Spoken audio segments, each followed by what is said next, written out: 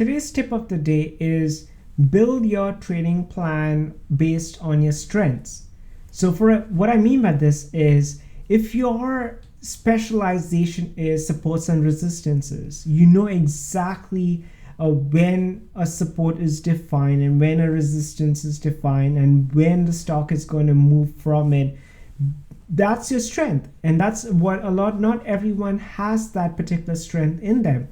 For example, if your strength is finding the right time to get into the trade based on a set criteria, that's your strength.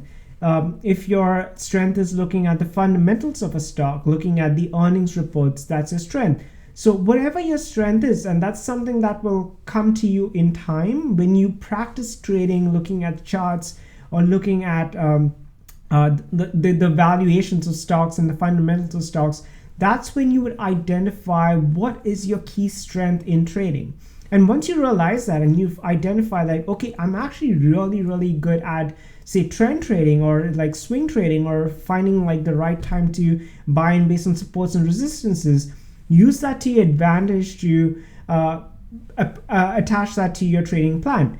A lot of people have patience in trading, and some people suffer from it. Some people are really calm and patient.